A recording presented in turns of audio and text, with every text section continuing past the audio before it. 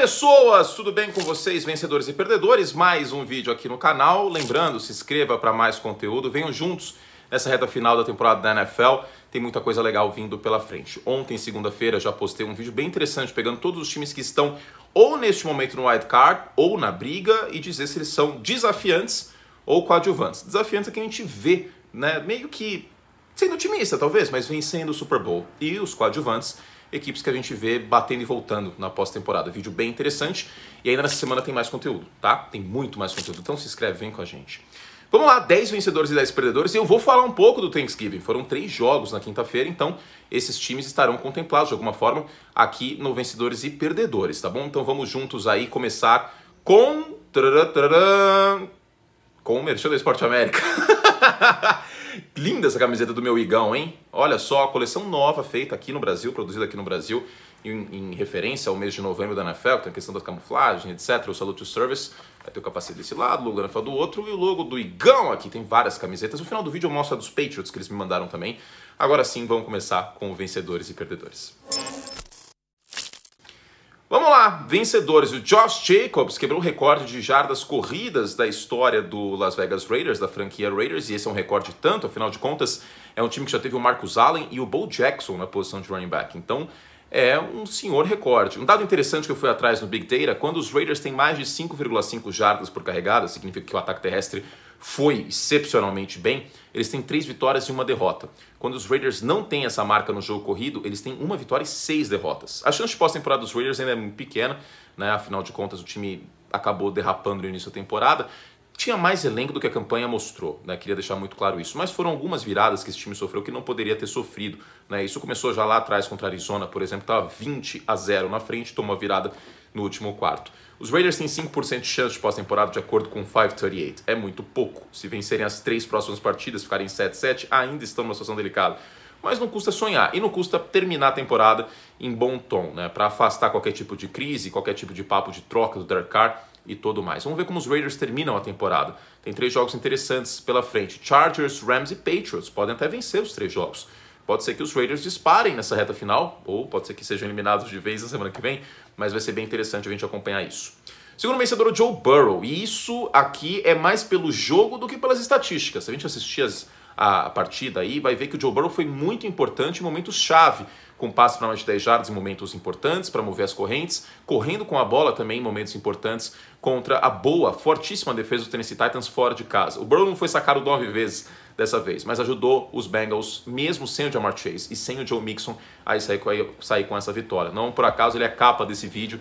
Eu acho que ele merece demais aqui uma vitória para lá de importante que embala o Cincinnati Bengals na reta final de temporada. Os Ravens perderam mais um jogo de virada, daqui a pouco eu falo sobre eles, e sofreram contra o Carolina Panthers. Então pode ser, se Cincinnati mostrar consistência, que roube essa divisão. Ainda tem um jogo entre essas duas equipes na reta final. A primeira partida foi vitória dos Ravens. O calendário dos Ravens é bem mais tranquilo que o calendário dos Bengals, mas olho em Cincinnati, olho no Burrow. Jalen Hurts é mais um vencedor aqui, aproveitando a temática do vídeo. Calma, torcedor dos Cowboys, vai ter vencedor dos Cowboys também, né? Que tá rolando uma rivalidade intensa nesse momento entre Cowboys e Eagles e vice-versa. Então fiquem tranquilos. Curte, odeia os Cowboys, vai começar isso aí daqui a pouco, vocês vão ver. Mas o Jalen Hurts a gente tem que falar porque foram 9 jardas por tentativa, mais uma vez correndo bem com a bola, colocando aí a vitória bastante na conta dele. Ainda foram 2 touchdowns no jogo aéreo. O aproveitamento no jogo aéreo não foi dos melhores, né? Embora a gente tenha visto um trabalho um pouquinho melhor da defesa de Green Bay, especialmente depois que o jogo ficou 14-0. Parabéns à defesa dos Packers nesse aspecto, mas conter o Jalen Hurts correndo com a bola foi demais para os Packers. Isso foi muito importante.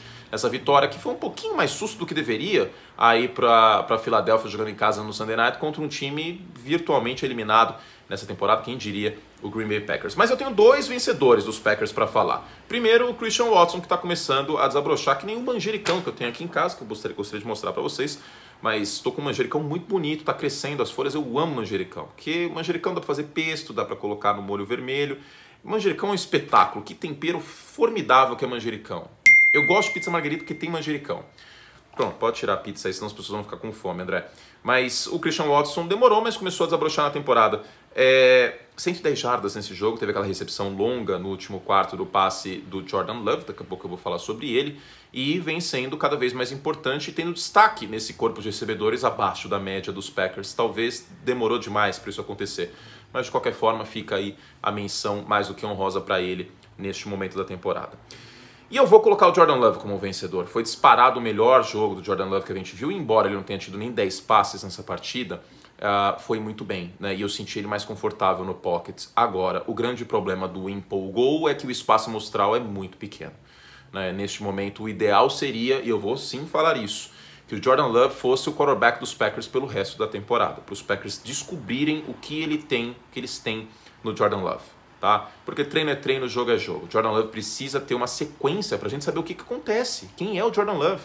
Ano passado contra os Chiefs foi horrível a partida dele. Inclusive contra a Kansas City na pré-temporada neste ano teve uma interceptação horrorosa que ele não conseguiu ler depois do snap. Agora contra a Philadelphia no final do jogo, jogou bem. Estava mais realmente seguro, eu senti uma postura diferente dele dentro do pocket. E força no braço, talento no braço, a gente sabe que ele tem. Mas precisamos ver um pouco mais do Jordan Love e os Packers precisam. Os Packers não vão para a pós-temporada, esquece, isso não vai acontecer. Não tem por que manter o Aaron Rodgers, ainda mais o Aaron Rodgers com lesão no polegar e machucou a costela nesse último jogo. Acho que o melhor dos cenários aí é colocar o Jordan Love contra os Bears, porque a gente sabe que a freguesia é bem grande nos últimos anos, e a defesa dos Bears é uma das piores da NFL. Então na semana que vem, se eu fosse o Matt LaFleur, eu iria de Jordan Love, pelo menos mais um jogo do Jordan Love, para saber o que tem nele, mas é um vencedor nessa semana. A defesa dos Commanders também é uma vencedora. Se esse time tem uma excelente oportunidade de ir à pós-temporada, aliás, todos os times da NFC East têm campanha positiva neste momento.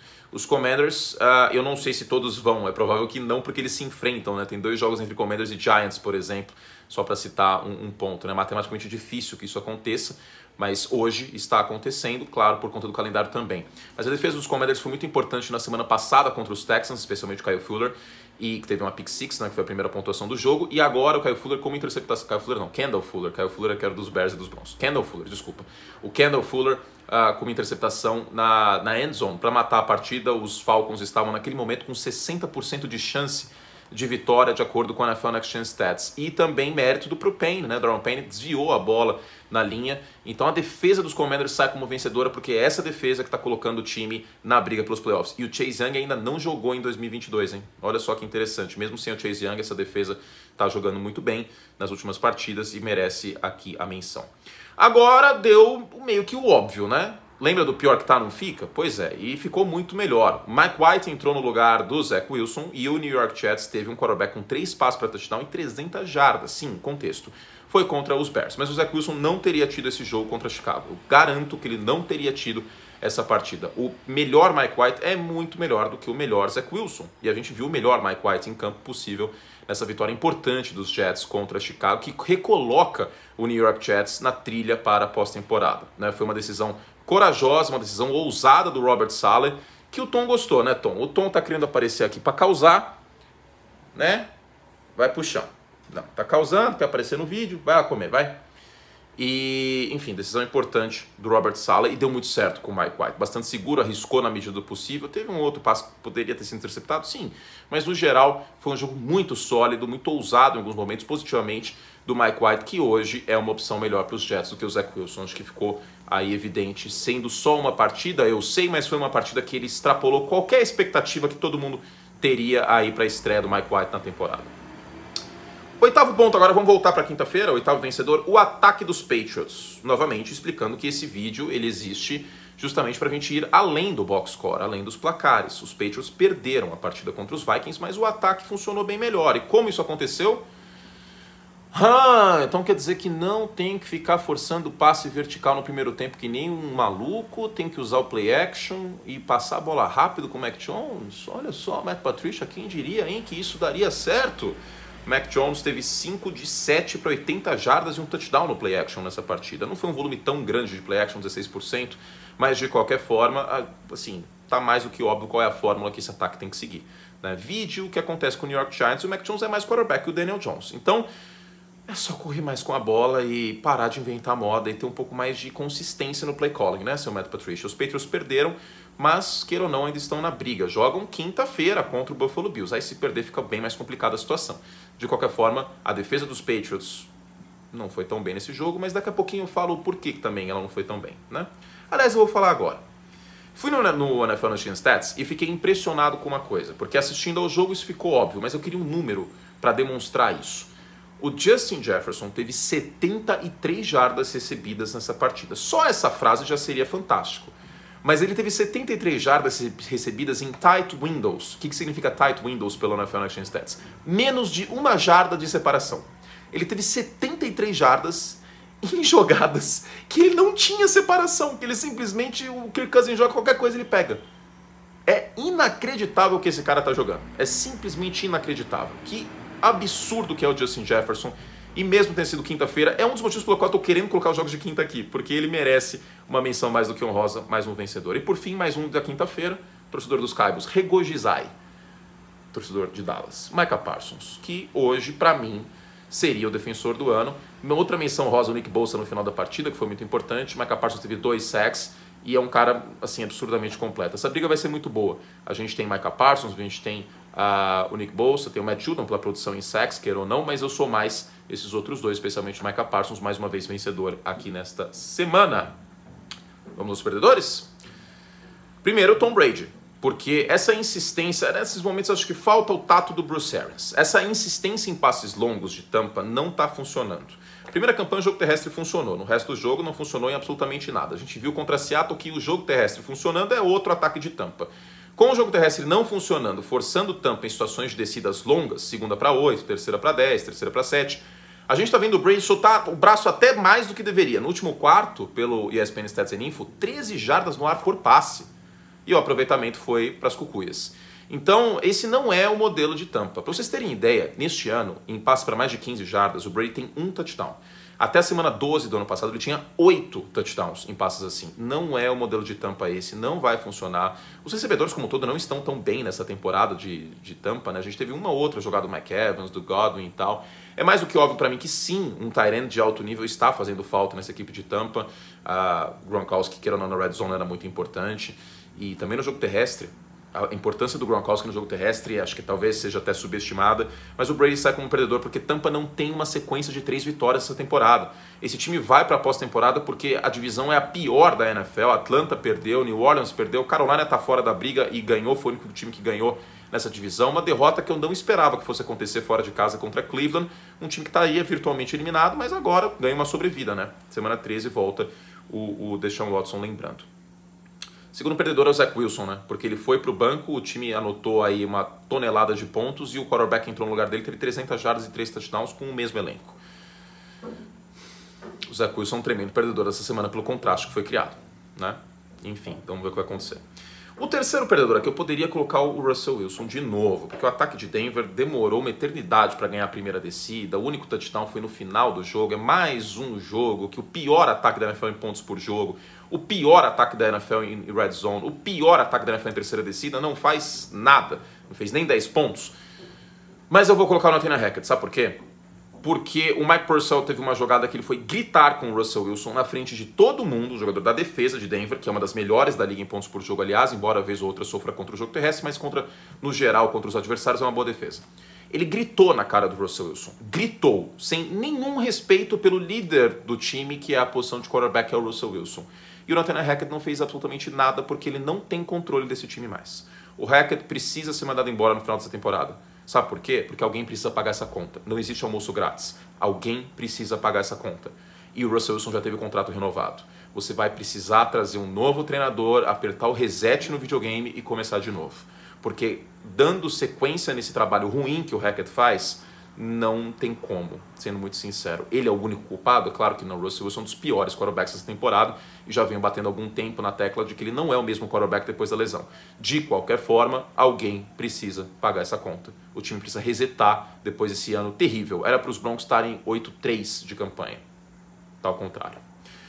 Seguindo o Cliff Kingsbury, esse não come Coloma Pascal em Arizona nem ferrando, hein? Mais uma derrota aqui por um ponto de virada, conversão de 2 pontos dos Chargers, que naquele momento, se você estava assistindo Red Zone, eu não concordei com essa conversão de 2 pontos, mas ao melhor estilo Frank Sinatra, põe o Blue Eyes aqui! Aí, a melhor estilo Frank Sinatra, o Brandon Staley did it my way, né? Ele fez do jeito dele, já que era para ganhar ou perder, a gente vai ganhar ou perder do nosso jeito, né? E ganharam, indo para a conversão de 2 pontos. Um grande jogo do Justin Herbert em alguns momentos chave da partida. E os Chargers estão na briga basicamente pelo Justin Herbert, porque é um jogo terrestre que não fez nada nessa partida e é uma defesa terrestre que é medonha. A defesa terrestre dos Chargers é uma das coisas mais absurdamente mal treinadas que eu já vi na minha vida. E digo mais, eu se torcesse para os Chargers, eu sinceramente não sei se eu gostaria desse time nos playoffs, porque se ele não for para os playoffs, é capaz que o Brandon Staley caia. E o trabalho dele não é bom no lado defensivo. Ah, curte, mas e lesões? Tá bom, mas tem um monte de gente que tá jogando. Sempre mal posicionado, inclusive. Khalil Mack tá jogando, Derwin James tá jogando. Não é só J.C. Jackson e Joey Bosa essa defesa, tá? Então, basicamente, o Brandon Staley está no modo sem meu Aaron Donald não consigo, porque não faz um bom trabalho no lado defensivo. Já que ele está fazendo um trabalho ruim no lado defensivo, contrata um técnico com mente ofensiva, né? Bom, enfim. Era para bater no Cliff Kingsbury e bati no Brandon Staley que ganhou o jogo, mas enfim. O Cliff Kingsbury é isso aí, né, cara? 1-6 em casa. O time depende totalmente dos improvisos do Kyler Murray. Eu não vou. Ou do DeAndre Hopkins com touchdown longo. Eu não vou me estender aqui porque eu tô de saco cheio do Kingsbury. Quinto perdedor, Jacoby Brissett, porque os Browns ganharam o jogo. Ele teve umas corridas boas até nessa partida e ele vai pro banco agora. A equipe tem campanha negativa.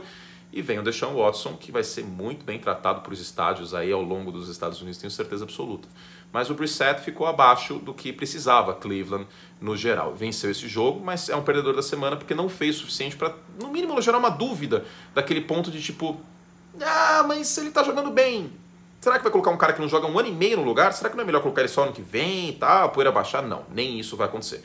Eu sei, eu não sou trouxa, é óbvio que com o contrato que foi dado para o Deshaun Watson, ele iria a campo. É óbvio, eu sei. Mas neste caso, Jacoby Brissett, nem a dúvida razoável ele levantou. Nada disso.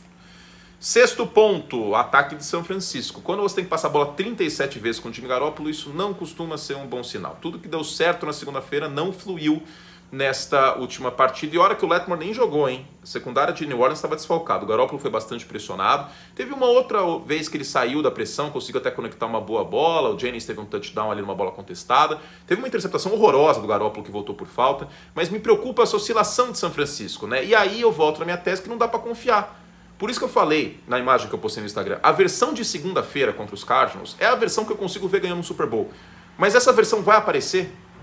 Não sei, ninguém sabe se essa versão vai aparecer, porque não mostra isso com consistência. E esse é o problema. Os 49ers deveriam ter vencido em casa de maneira mais contundente contra New Orleans neste domingo. Alvin Kamara, falando isso, é um perdedor. E assim, tadinho, né? Porque esse time de São Francisco marca muito bem a corrida, defende muito bem a corrida. Só que New Orleans, quando o Kamara não joga bem, a coisa não flui, né? 1,9 jardas por carregada. E eu coloquei só o Kamara para destacar esse ponto. Como os Saints são dependentes do Kamara no ataque para as coisas fluírem, né? E ele teve um jogo ruim, foi bastante contido, mérito absurdo da defesa de São Francisco, que é uma das melhores contra o jogo terrestre. Mas, enfim, tem que colocar alguém aqui, então o Kamara paga a conta. Sim, os Ravens em último quarto. As derrotas dos Ravens, todas elas neste ano, literalmente foram viradas no último quarto. Todas. Os Raiders são um dos piores saldos de pontos da NFL em último período. Algo precisa ser feito, não tá bonito. Eu sei que, né, nessa partida a gente teve mais ausências, né? O Ronnie Stanley não jogou, o Isaiah Likely não jogou, não tem recebedor, não tem wide receiver, só tem o Mark Andrews basicamente. Mas, cara, me preocupa isso, porque tomou a virada contra os Bills, tomou a virada contra os Dolphins, esse jogo que não poderia ter acontecido o que aconteceu. Os Jaguars não tinham nada a perder, foram para a conversão de 2 pontos. Bom jogo do Trevor Lawrence, inclusive, menção honrosa aqui para ele. Mas, cara, me preocupa esse time dos Ravens em playoff, porque ele se expõe muito. Ele coloca o popô na janela mais do que deveria. E aí essa conta pode acabar sendo cobrada. Essa tem sido a temática do Vencedores e Perdedores hoje, né? Contas. Os Ravens, perdão, em último quarto, são perdedores aqui nessa semana. Nono, o Seattle Seahawks, que perdeu em casa na prorrogação. Foi um jogo menos limpo do que costuma ser no ataque. Seattle de novo se colocou nessa situação de ponto lá e cá, como aconteceu contra Detroit, como aconteceu contra New Orleans. E em situações como essa tem uma vitória e 2 derrotas. Perdeu para New Orleans e perdeu agora para os Raiders. E o jogo terrestre de novo voltou a punir o Seattle Seahawks com o Josh Jacobs correndo muito bem.